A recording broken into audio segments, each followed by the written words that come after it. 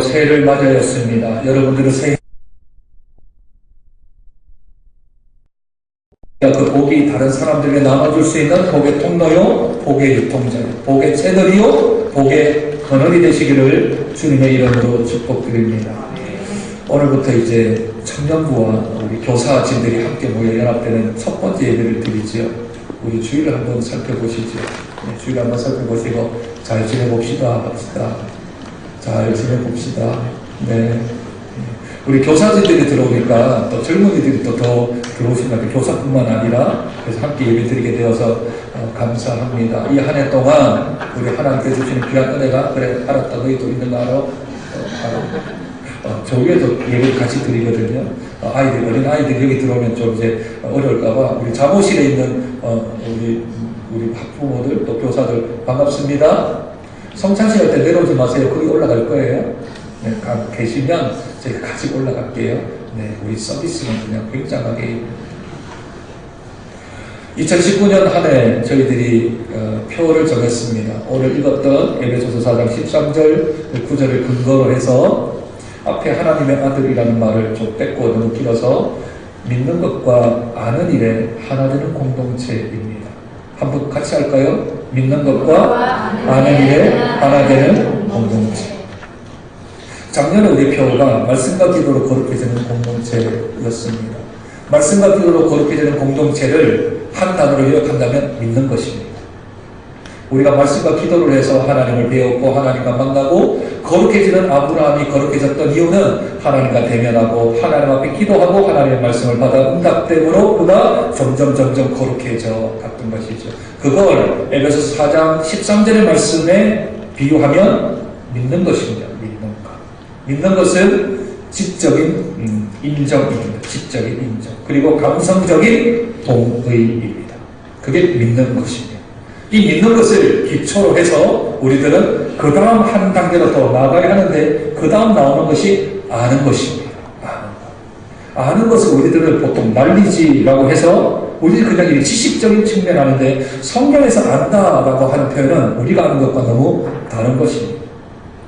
성경에서 알다라고 나오는 건 우리가 생각하는 것 이상의 의미를 가지고 있습니다.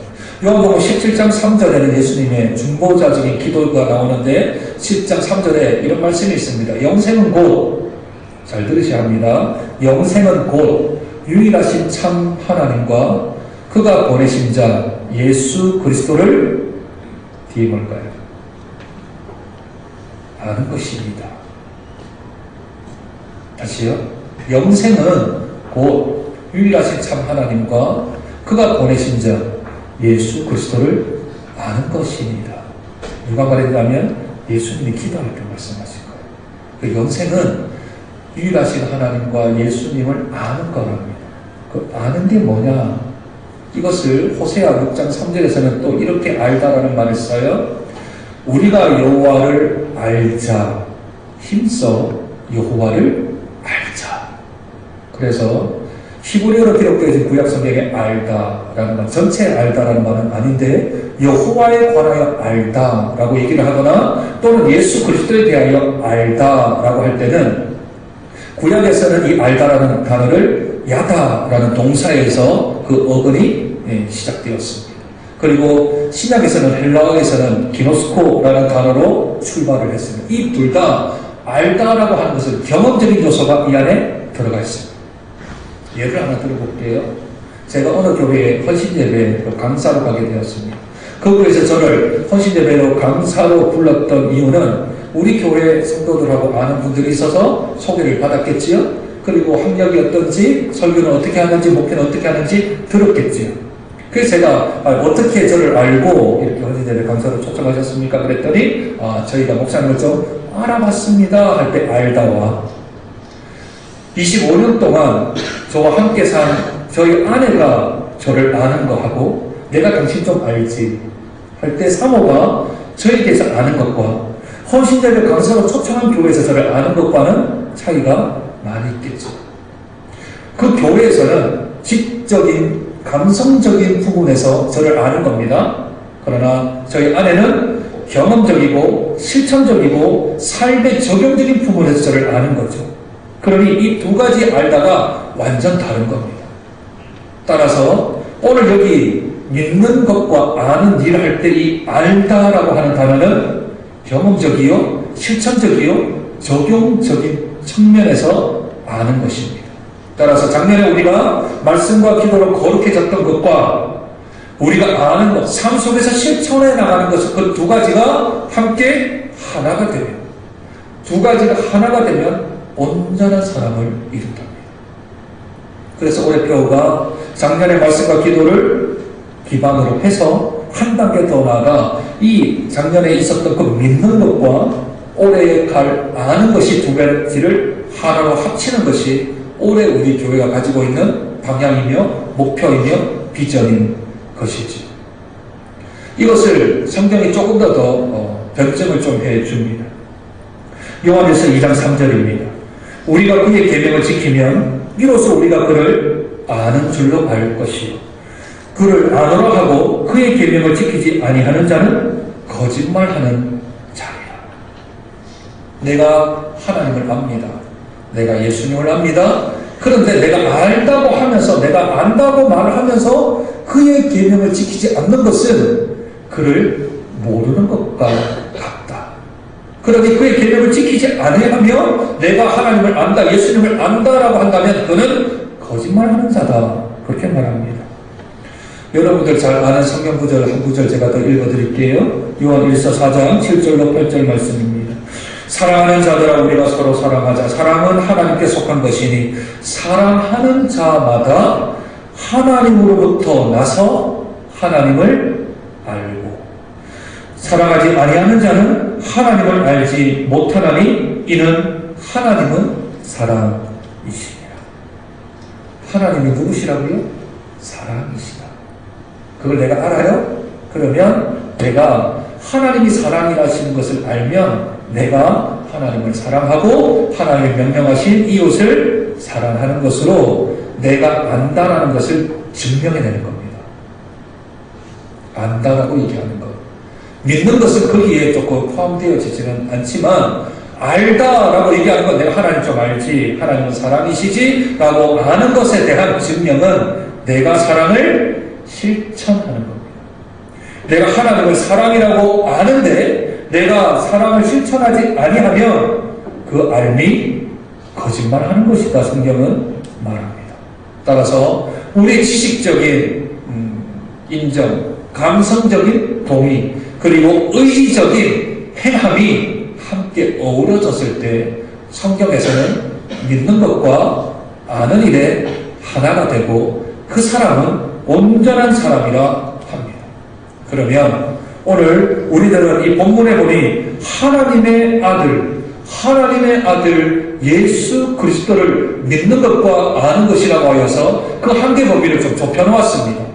성부 하나님도 아니고 성령 하나님도 아니고 제일 먼저 우리들 기독교인들, 그리스도인들은 예수 그리스도에 대하여 너희들이 알고 있느냐, 믿고 있느냐라는 것을 증명하고 우리의 삶으로 살아내려가죠.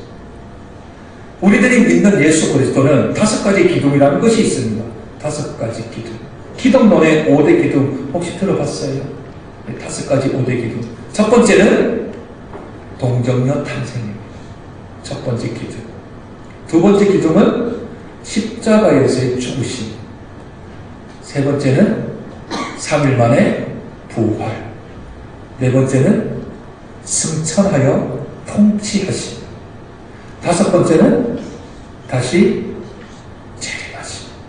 이걸 기독론의 5대 기둥 이렇게 말합니다. 예수님이 무리를 걸으셨다든지 죽은 자를 살리셨다든지 오병이어에 떡을 주셨다든지 이것들도 다 예수님을 믿는 것이지만 그것은 부차적인 것들이에요. 하나님의 아들이라고 말하면 이 5가지에 대한 기둥을 내가 믿는 것입니다. 그때 우리들은 우리가 예수님을 믿는다라고 말을 하는 것이죠. 다른 것 다 내려놓고라도 이 5가지만 믿는다면 이 5가지가 우리 안에 하나님을 내가 예수를 믿습니다. 하나님의 아들을 내가 믿습니다라고 하는 것이 그것이 인정이 되어지는 거죠. 그러면 이게 믿는 겁니다. 뭐까지 나아가야 된다고요? 아는 것까지 나아가야 된다고 그랬죠. 내가 이 5가지를 믿습니다 하면 이 5가지에 대한 나의 아는 것, 삶으로 증명을 해 나가야 되는 것들이 필요하다는 거죠.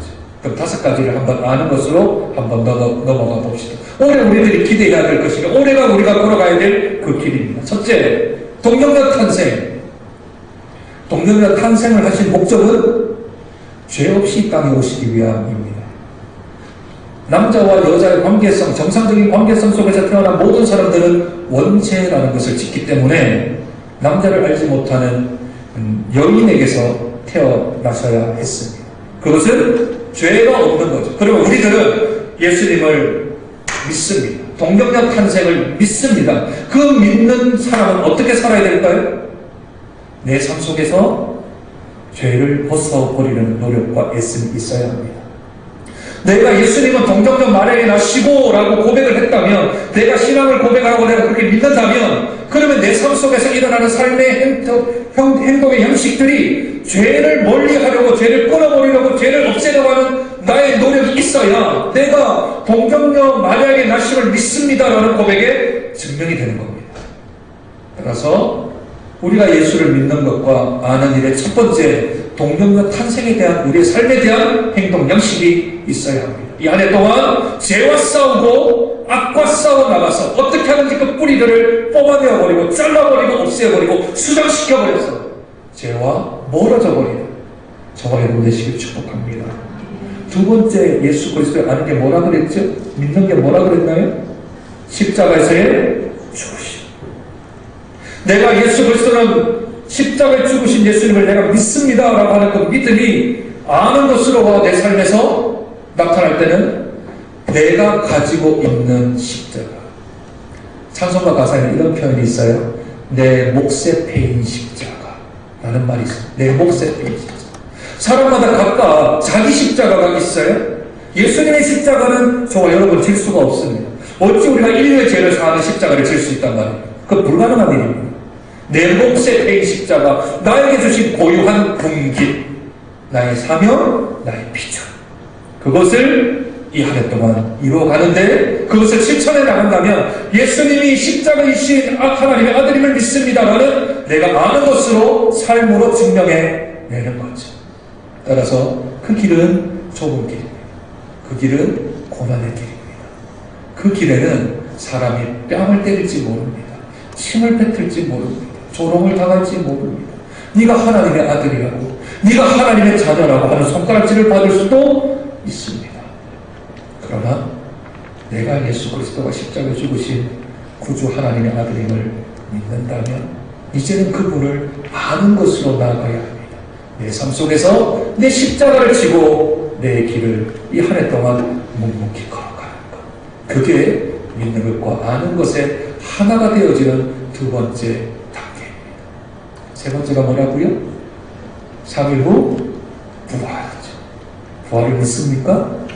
그러면 우리의 믿음 안에 그것을 내가 삶으로 살아드려야 합니다. 예수님의 부활을 믿는다면 삶으로 어떻게 살아드릴까요? 부활을 믿는 사람의 특징은 이 땅에 대한 소망이 없습니다. 이 땅은 그저 하나님 주신 아까 십자가를 지고 자기 사명만 감당할 뿐입니다. 이 땅에 쌓지 않습니다. 어디 쌓는다고요? 하늘에 쌓는다. 내 상급을 하늘에 쌓는다고요. 왜냐하면 나는 영원한 삶을 살게 하나님께로 허락받았으니까. 이 땅에서의 생명이 다가 아니라 저 세상 천국에서의 영원한 삶이 나에게 주어졌다는 것을 예수 부활하심으로, 그분이 첫 열매가 되심으로 내가 부활의 신앙이 있습니다, 내가 그것을 압니다 라고 한다면 이 땅에서 살아갈 때에 부활할 것을 믿고 내가 살아가는 것, 이 땅의 소유가 다가 아니라는 것을 믿는 것, 그래서 하늘의 상급을 쌓아나가는, 하나님 기쁘시게 하는 것, 하나님이 좋아하시는 것, 다른 사람을, 이웃을 내 몸처럼 사랑하고 힘든 사람, 어려운 사람 도와주고 내 시간을 주고 내 몸을 주고 내 물질들을 주어서 그들을 도와주고 아껴주고 사랑해주면 하늘의 상이 큽니다 했습니다. 부활을 믿는 사람은 부활된 삶을 살아가야 되는 거죠. 다시 부활할 건데 이 땅에 있는 것에 집착하고 살아간다면 그 사람은 나는 부활하신 예수님을 믿습니다 라는 그 말이 거짓말이 되는 거예요. 믿지 않는 거죠.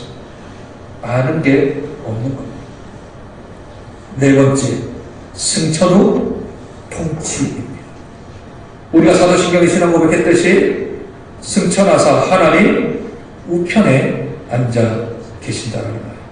성경에서 오른쪽은 권위의 상징입니다. 여러분들 조선시대에 정승 있죠, 정승?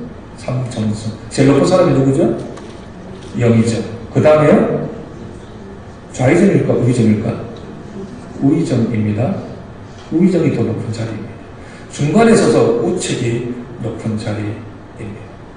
그래서 우측이라는 말은 나의 오른팔, 권세, 권능을 뜻하는 의미이지. 그런데 예수님이 어디 앉아 계시냐면 하나님 우편에 앉아 계시는데 그 우편에 앉아 계신 자리가 보좌입니다. 보좌. 보좌는 왕들이 앉는 의자를 가리켜서 보좌 이렇게 하십니다. 예수님이 지금 승천하여 하나님 우편에 보좌에 앉아 계신 것은 우주 만물을 통치하고 다스리신다라는 개념에서의 보좌에 앉으십니다. 그분이 저와 여러분을 통치하십니다. 우리를 다스리십니다. 그분의 주권 안에 우리들은 다 포함되어져 있는 상태이죠. 그래서 내가 주님께 내 인생을, 내 시간을, 올해를 맡기는 삶, 그분의 말씀대로 내가 삶을 살아가는 삶, 그분의 통치의 영역 안에 있어서 그분을 주인으로 섬기는 삶, 그 삶을 살아갈 때 우리들은 하나님 보좌 우편에 앉아 계시고 네 번째 기둥에 대한 삶의 실천을 하고 있는 겁니다. 마지막 다섯 번째 기둥 뭐라고요? 다시 재림하심. 내가 예수님을 재림하실 것을 믿습니다. 예수님이 이 땅에 오실 것을 믿습니다. 라고 내가 믿으면 믿는 것과 동시에 나의 삶은 세상에 끝이 있다라는 것을 인정하고 살아가야 합니다. 세상에 끝이 있을 뿐만 아니라 더 가깝게는 나에게 끝이 있다. 내 생명에 끝이 있다. 이걸 좀 어려운 말로 정말 영적 신앙과 이렇게 얘기합니다. 내 인생에도 끝이 있고 이 세상에도 끝이 있다. 여러분 3개월 시한부 인생을 선고받은 사람의 그 3개월 100일 동안의 삶은 어떻게 살까요? 내 인생이 이제 3개월밖에 남지 않았어요. 끝이 있는 것을 통보받았어요. 그러면 그 100일의 삶을 허투루 보내지는 않을 겁니다. 그 100일 가운데 내게 주어져 있는 가장 귀하고 소중하고 아름다운 일들을 행할 것입니다. 그것을 우리들은 시한부 인생을 선고받은 사람은 아니지만 끝이 있다고 생각하는 사람, 그게 예수 재림한다는 것을 믿는 우리들이 알므로 삶으로 하나님 앞에 살아가야 되는 행동 양식인 겁니다. 예수 그리스도의 아들을 내가 믿습니다. 그리고 제가 압니다. 한다면 최소한 동정녀 탄생을 통하여 죄의 모습들을 벗어버리고 그분의 고난을 따라 나의 배인 몫의 십자가를 짊어지고 고난을 받으며 부활하셔서 새 생명을 얻어 영원한 생명을 가진 것을 내가 실천할 뿐만 아니라 승천하셔서 이 땅을 통치하시는 그 예수 그리스도 다시 오셔서 세상에 끝날이 있다는 것을 내가 안다면 내가 2019년 한 해를 살아가는 삶에 있어서 방향이 우리가 일반적으로 살아가는 세상에 사는 사람들과의 삶과는 조금 차별이 있어야 되지 않을까요? 그게 올 한 해 우리들이 나가야 될 기대요, 기도 제목이요, 소망이 되어야 할 줄로 믿습니다. 말씀과 기도로 우리들이 단단하게 믿음을 세워놓고 이제 올 한 해 동안 아는 것, 삶에 실천하는 부분에서 그것을 온전히 하나가 되어 그리스도의 장성한 분량에 이르러 우리들이 주님 앞에까지 살아갈 수 있는 저와 여러분 되시기를 축복합니다. 한 가지만 좀 더 본문에서 보았으면 좋겠습니다. 내가 믿는 것과 아는 일에 하나가 되어 온전한 사람을 이루면 그러면 주어지는 특징들이 있는데 그 특징이 어린아이가 되지 않는 겁니다. 어린아이. 어린아이는 어떤 특징이 있습니까? 오늘 본문 14절을 보시죠. 이는 우리가 이제부터 어린아이가 되지 아니하여 사람의 속임수와 간사한 유혹에 빠져 온갖 교본의 풍조에 밀려 요동하지 않게 하려 합니다.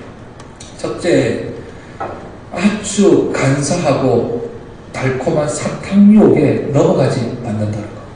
온전한 사람이 되면. 그리고 두 번째, 바람이 불고 풍랑이 있는데 왔다 갔다 하지 않는 거예요. 세상이 이렇게 말하면 이렇게 갔다가, 교회 와서 교회에서 말하면 또 저렇게 갔다가, 왔다 갔다 하면 요동하지 않는다라는 겁니다. 뿐만 아니라 한 가지 더 유익이 있는데, 온전한 사람의 유익은 16절입니다.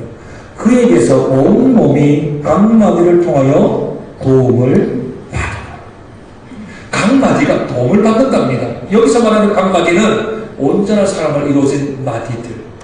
교회가 그의 몸이신데 그의 몸 안에 있는 마디들은 저와 여러분 한 사람 한 사람들을 가리켜서 마디라고 말합니다. 그 마디가 온전해져요. 믿는 것과 아는 것이 하나가 되어서 온전해졌어요. 온전해지면 내 옆에 있는 마디들에게 영향력을 끼쳐준다는 거예요. 도움을 주는 거죠.